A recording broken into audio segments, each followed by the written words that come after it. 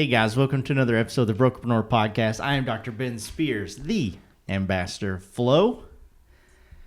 It's, here's the thing. I'm here with the big guy as always, Matt Via. You know the thing, I got a hoodie on. You got a t-shirt on. I just want everybody to know who's watching this on YouTube. Mm-hmm. I'm not cold. I just feel like I need to wear something like this in December. Tis the time of year. Exactly. Yeah, I'm here with the big guy as always, Matt Via. How you doing, Matt? Sweating. It's 76 here in Florida. Exactly. I got the doors off on the Jeep. Ben's over there. He's got his hoodie on. He's faking it out with his hoodie. I'm from Kentucky. I just feel like I need to wear winter clothes sometimes. Come on, man. You can't sing Jingle Bells in a t-shirt and flip-flops? Yeah, I go outside in January at 2 a.m. to remember what cold feels like. Yeah, and it's still just like 40. Right. Yeah, no joke. Yeah. So you're so is it cold right now in Kentucky? Is it snowing? Is it what? Yeah, I don't think they have any snow yet. We usually get our snow, late December, January. But it's cold for sure. Yeah, it's scarf weather, that kind of stuff. Oh wow. So. And I say cold, like there's people who live where it's cold, and I'm talking about like, oh, it's just 20 degrees, and they're like, that ain't cold, that's summer. Right. Yeah, that's right. That's swimming weather. Right, exactly.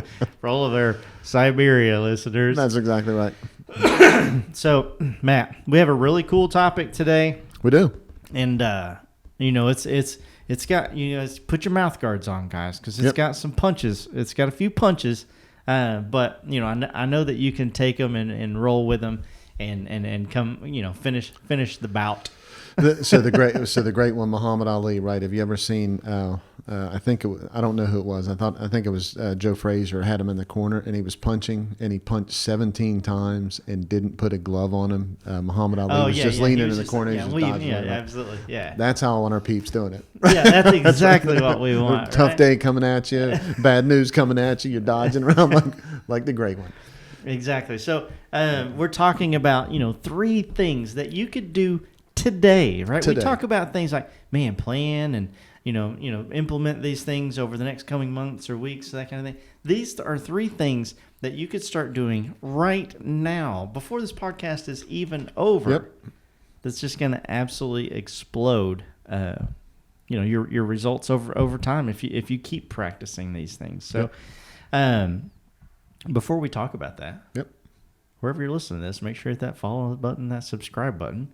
And there's no better time than to go to brokerpreneurpodcast.com. Are you going to cut that out or are you going to leave that in? Yeah, no, I'm not going to cut it out. Ain't cutting nothing. I'm a human. I love it.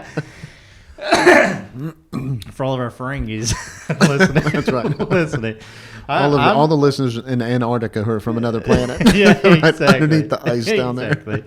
Yeah, guys, I'm human too. I think you pretty much listen to all the podcasts and know that I say just about everything. But go to Brokerpreneur Podcast and sign up for our weekly recruiting newsletter. We put our heart and our soul into that just to make sure that every week you get tons of value, special offers on some of the things that we have.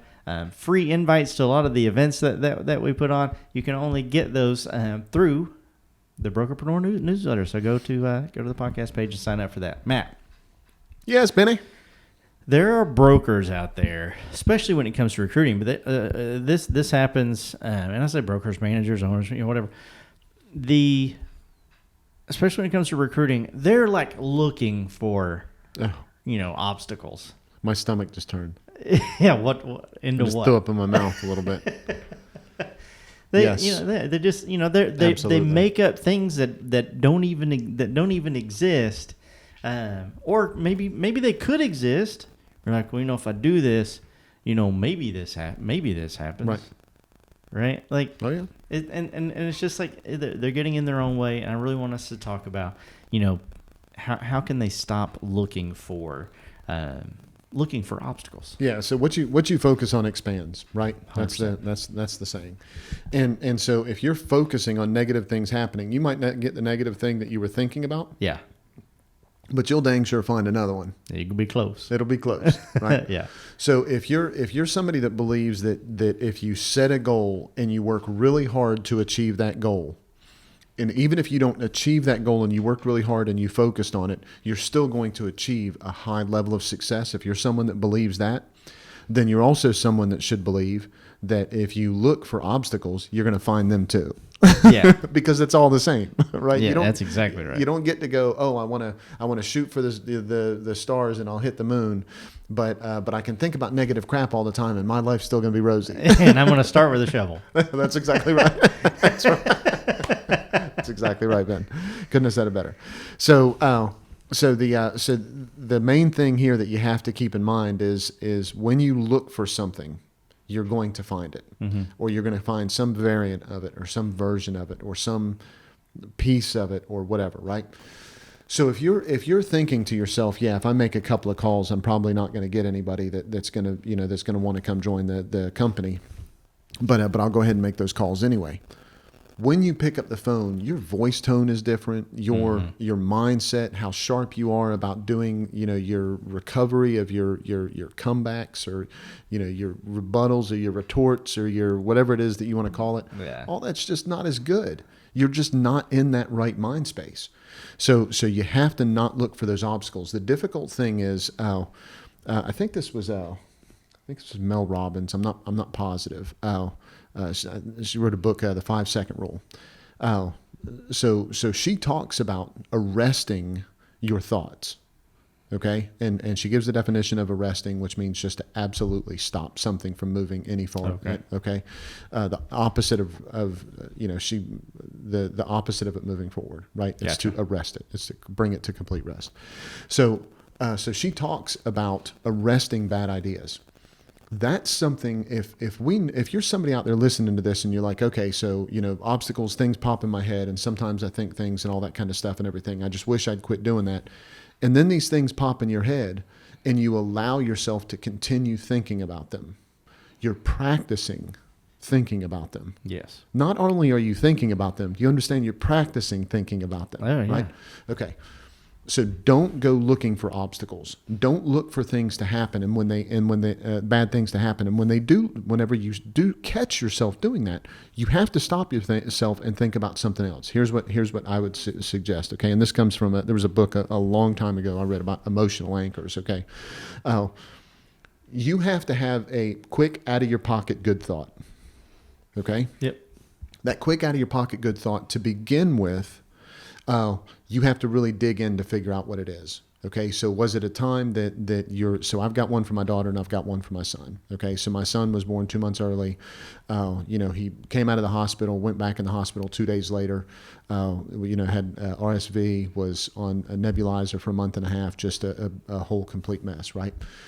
One of the times that he came home in between him going back and forth to the hospital, it was a Sunday morning and Tammy and I were sitting at the table, looked like stir-fried shit. We hadn't slept in, however long we were sitting at the month table. and a half. That's right. Yeah. And eating a little bit of breakfast. And we said something and we started laughing and I was holding Stuart and he was in my lap. And I looked down at him and he's got this half-cocked smile that to this day he still has. Oh, yeah. Yeah, it was one of the first times I can ever remember him laughing because we were laughing, right? Gotcha. Okay, so that's one of them. Another one is my daughter on a cooler, right? We were on Hilton Head Beach and I have a picture of this. And you can just tell she's just happy, Yeah. right? She's just there, okay? So sometimes when I'm struggling with those thoughts that are in my head that are trying to keep me from doing the things that I need to do, I have those two ready to pull out. I can see my son's face with that half-ass smirk, and I can see my daughter leaning on the side of that cooler, smiling ear to ear. Okay, I think about them all the time. Yeah. So what that does, that allows me to arrest that negative thought. Yeah. Okay. Because I don't want to have a bad thought and infuse it with bad feelings and infuse it with bad support. And right. So I try to arrest that thought. And that came from the book, the 5-Second I like that a Rule. lot. And, but you've got to have that ready to go. If you don't have that ready to go, you can't say, oh, I'm thinking all kinds of bad stuff and everything. Okay. What's something good that happened yesterday? What's something good that happened yesterday? Because what are you going to think? You're going to think about the bad crap that happened yesterday. You're going to think about all the things that didn't go the way that they were supposed to. So instead, what you have to have is you have to have an emotional anchor that just stops things. You got to know what those are. You got to write them down on a piece of paper. And when something happens, to begin with, that is how you're going to have to remind yourself to do it. It's got to be on that Post-it right in your face. It's got to be a rubber band on your finger. It's got to be something that just takes you to those places that make you smile, right? Yeah. If you have that, it helps you not focus on those obstacles, and it helps you not fall into that trap. And you'll notice a difference. And the differences won't just be how less often those kind of thoughts creep in. Yeah. No, I love that. Yeah. It makes me want to read that book. Yeah. I didn't know that about Stu. Oh yeah. Oh yeah. Hmm. Yeah. He's 6 foot now. He's great. All that kind of stuff. He's absolutely fantastic. But yeah, it was touch and go for a while there. Yeah. Whatever, Stu. You're a nerd. He is. He's a awesome. jock. He's not a nerd. I know, but I give Stu a hard time when I'm with him. So if he's listening to the podcast, I want him to feel like he's at home. Hey, holla. What's up, Stu? You know you're awesome. Guys. And there's nothing wrong with being a nerd. I was just clearing up the two of those because he doesn't like to study. Yeah, I'm a nerd. I know, and I love it. Yeah, 100% nerd. 100% love it. I'm 100% not a jock. Right. I was a knock. I was half nerd, half jock. I'm sitting on like 4 phone books right now. Right. Just to reach the microphone. Think about chess. Right. So, guys, the second one that we're talking about, we just talked about, if an object is at rest, it remains at rest until a force is acted upon it. Mm-hmm. If you have ever been or do have teenagers, that's a prime example. Oh, absolutely. The second thing that we're going to talk about, even though we just talked about, don't go looking for obstacles. Sometimes you, my friends, are an obstacle. Absolutely. And there's so many different examples about that, and we're going to talk about checking your ego at the door.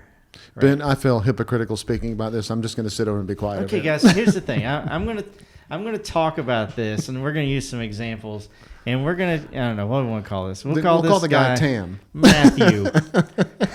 We'll call him Matthew. Dude, you don't have an ego. Everybody has an ego, but not like this. Mm-hmm. Right? So we've talked to brokers before, and it be like, man, it's, first of all, like 900 gatekeepers. Yep. Right. That's a good example of one. You just can never get in touch with them. Right. And I understand. A lot of people don't like to be that person. It's like, well, gosh, I answer immediately every time I call. It makes me look like I'm not busy. I'm always available. That kind of thing. But then you have those people who maybe they're not that busy, but they're like, well, I need to seem like I'm busy. Mm-hmm. Screen my calls, and then I'll call them back. There's like sales strategies like, oh, I'll call them back 27 minutes later. Right? That's the optimum time to make them not ticked off at me, but let them know that I'm also busy at the same time. Yeah. And so, how does this is the $1 million question? Maybe we'll just write a book on this. We can figure it out on this podcast. Mm-hmm. How does someone take a deep breath and say, like, this isn't about me? Mm-hmm. This is about not only the growth and the scale of the company and the brokerage, but also about making sure that I'm providing as much value to agents as I can, and not just looking at them like they're just here to make me money. Hey guys, this podcast is powered by Prospect Boomerang. We all know broker owners struggle with profitability. Prospect Boomerang compounds your profits by recruiting the best agents to your brokerage. For consistent growth, visit prospectboomerang.com. Yeah, so here's how. So Stuart Wilde talks about this. Okay, so not Oscar Wilde. Yeah, he does not talk about this. He does not talk. He about might, this. but he probably does. Probably does. So he talks about the ivory tower a lot, right? And you being in something that just puts you above everyone else. Mm-hmm. That's the danger of your ego. Yeah. Right. So there are things that I am, most of the people that I talk to, right, like listening to the podcast or coaching clients and stuff like that, we're talking about something that I've got a pretty good grip on the wheelhouse, right? Yeah. So I don't have a whole lot of time for a lack of confidence in those things, right? I just don't think there's time or space in that. And so a lot of people, that's what they see, right? Because I just don't do a lot of other things other than the stuff I love, right? I'm one of those people. So the biggest thing that Stuart Wilde talked about that kind of helped me understand whether that was an issue or not was, when you're in the tower, are you looking out across the landscape or are you looking down at the people? Yeah. There's like an image or something, right? Of, someone like, looking down and grabbing and trying to help people up, or a person's like up and people are trying to pull him down. I can't remember what that image is, but it's something like that. Do you remember? Have you ever seen that? Yeah, I have. I think it's one where you flip it upside down and it looks at who the person in the hole is. Okay. Yeah. So if you turn it upside down, the person looks different whenever it's whenever. Yeah, that makes sense. I can't remember. I knew I'd seen something like that. Yeah. So I'm trying to find that. Yeah. So Oscar Wilde. Of course, I shouldn't have said Oscar Wilde a second ago, right. So, but Stuart Wilde talks about the importance of making sure that you have that healthy balance of confidence to move forward in things, and competency to move forward in things, but not so much so that you think that you're above those things. And so that's when I look at the ivory tower part about, are you looking across the landscape? Mm-hmm. When I look at things, whenever I help people, whenever I talk to them, I'm always looking at it like they're in that tower with me, looking across the landscape. Yeah. I want them to see that. Yes. I don't look at them like, you're down there and I'm up here, I'm going to explain to you what I see. I look at it like, I'd like for us both to see this from this vantage point. Yeah. And from an ego standpoint, that helps me kind of look at everything and try to look at everything in that perspective. Yeah. And so, you and I, the things that we talk about, right? We're not going to run a podcast on stuff we don't know anything about. Of course. 100%. Right? Okay. So we're not that guy, right? Yeah. You're not that guy, man. Right. Pal. Right. So pal. So there's other things though that you and I all the time. I mean, how much time do we spend on looking through YouTube and looking at chats to figure out answers of things to make stuff go the way it's supposed to, and asking questions and calling customer service lines and all of these other things that, if you want to put yourself in check as far as an ego goes, try to implement a new software program. Yeah, exactly. You want your ego in place? Go get them, Tiger, because that will absolutely put you in at 100% in your place. A lot of people out there listening to this know this. Have a teenager. That will absolutely put your ego in check. That right? is exactly right. There is kids too, but or ask your son, your 8-year-old son, like, does where this does look Santa like these go? buttons are getting ready to fly off of this shirt? And put somebody's eye out. Put somebody's eye out. Yeah, they're gonna tell you the truth. Yeah, they are. Yeah. Absolutely. Kids, drunk people in yoga pants, right? Yeah, that's exactly that. I'll tell the truth. That's right. So that brings us to our third thing that we're gonna be talking about. Was that enough about ego? Was that? No, yeah. I thought. Look, here's the thing, man. Yeah, man. Talk about ego all day long. Yeah, that means you got a big ego. Never enough. It's never enough. And it's never enough. You got to check it, man. Yeah, and I feel like you always look down on me. Okay. But that's just genetics. That's just genetics, man. Right? You're sitting on the floor, I'm sitting on a bar stool. So the third thing is, we're actually going to talk about something, positive, right? Because these first two were a little bit, like pointing some fingers. But here's what you can point your finger at yourself in a very good way. We look at things sometimes over a rolling 12 months, right, or rolling 6 months, or however you want to talk about it. I think that we should, or our listeners should, look at their wins over a rolling 7 days. Absolutely. Right? Like whenever I go to Google Analytics and I'm looking at, how is our website, performing, or how's this performing? And it automatically starts. It's just a rolling 7 days. Yep. I know exactly how everything is performing the last seven days from an online presence. And I can say, whoa, Ray, it's cool. 100 site visitors to this. Or I'm like, oh, man, only 35 site visitors to this. We should do that with our wins. And that way we can always, just like you were talking about, like pictures of your kids and that kind of thing. It really helps you. if you have something rough going on, or man, you're not really accomplishing this one thing that you're trying to accomplish, to go to that journal, or if you're techie, like open up your iPad, wherever you keep it, and go back and look and say, like, okay, like in the last 7 days, it's not like I didn't do anything. Right. If you didn't do anything, come on, people. Come on. I'm looking in the lens. I usually look at me. I'm looking at it. Come on. Do something. Moan now. Yeah, exactly. But that could be an eye opener too. If you don't have any wins over the last 7 days, then guys, come on. You can do better than that. You got this. I believe in you. Matt believes in you. But what do you think about that, Matt? That was something that I put on the show notes. Is 7 days not enough? Is 7 days too much? Should you be like, if you didn't win in the last 10 minutes, you're a loser? No, that shouldn't be 10 minutes for sure. No, I think you're absolutely spot on with this. And earlier I talked about how I get myself out of that funk with just taking that 5-second rule. Don't let yourself obsess on something that's negative, right? Yeah. So my my wife, as far as tracking your wins. Yeah. Man, my wife can recall the wins of everybody in my family, her friends, all of everybody, like in a New York minute. Now, she can recall some negative stuff too, normally all about me. But one of my favorite things about my wife is, man, she can recap what people have done and what's been good and all that kind of stuff and everything. She's just got it always just right there. Yeah. She's always smiling, and I honestly think a big part of that reason why is because she remembers that stuff over the past 7 days. And the reason why I know that works is she doesn't remember anything probably past 7 days.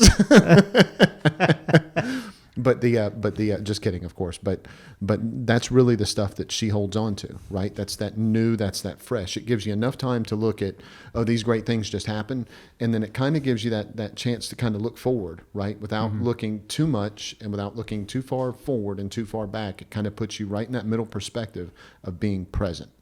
Yeah. And that allows you to go, okay, what's going on really good right now that I should be happy about, that I can do more of, that I can lean into. And I think that if you're going, okay, what's happened over the past 30 days? You should track it, right? We know that. Some of that could have worn off though, right? I mean, some of the, other things, right?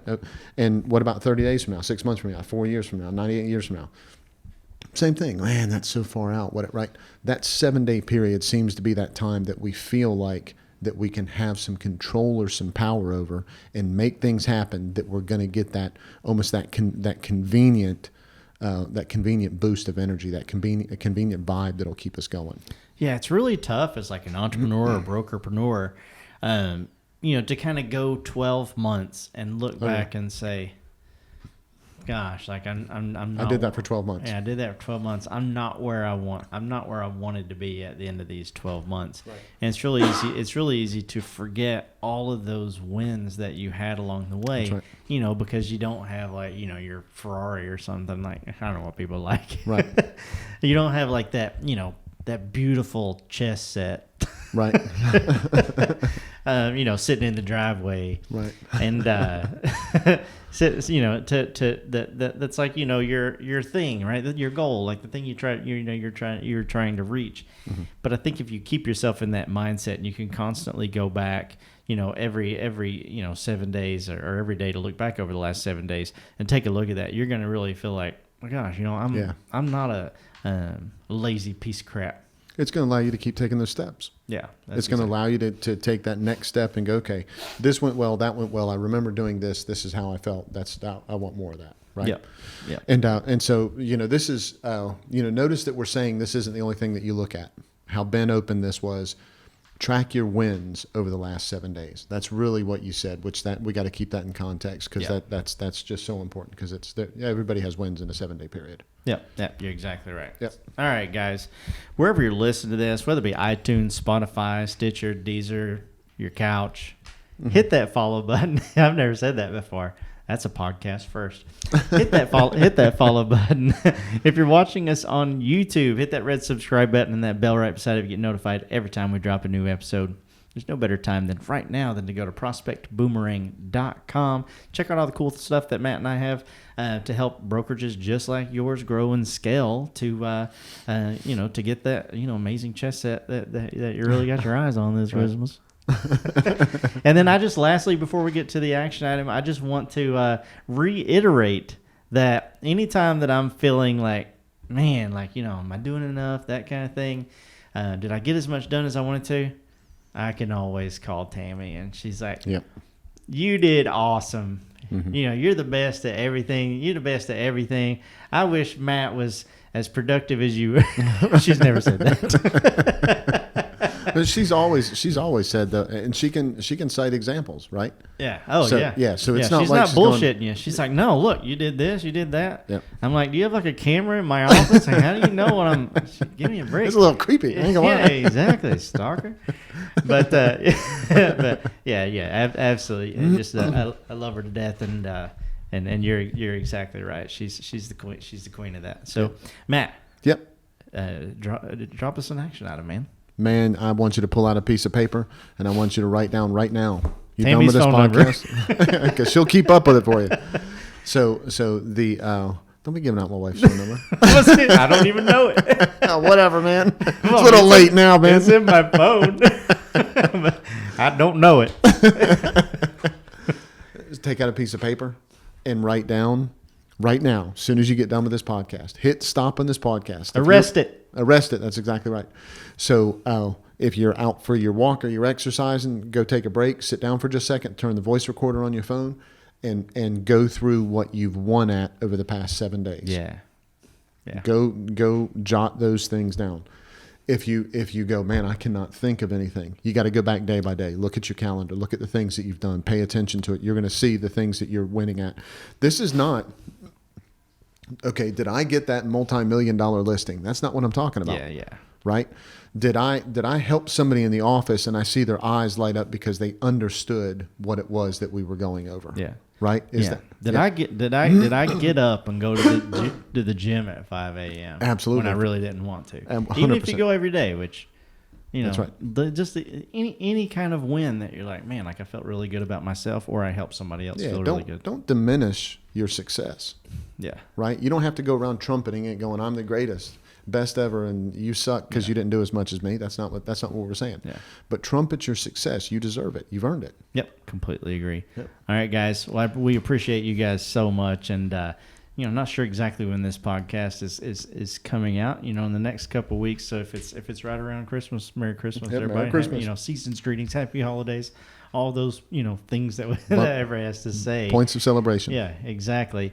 Matt, we love doing these podcasts. I know. You like it. I love it. Oh, okay. It's competition. Everything's competition. But we make everything a competition, Matt. Right. For one reason and one reason only. A win-lose situation. For everyone around us. And the reason why is because we want you to lose. Exactly. We want to be part of your loss. But, we want to be part of your competition's loss. That's exactly right. There you go, right? So we do these podcasts, guys, for one reason and one reason alone, and tell them why that is, Matt. Because we just want to be part of their win.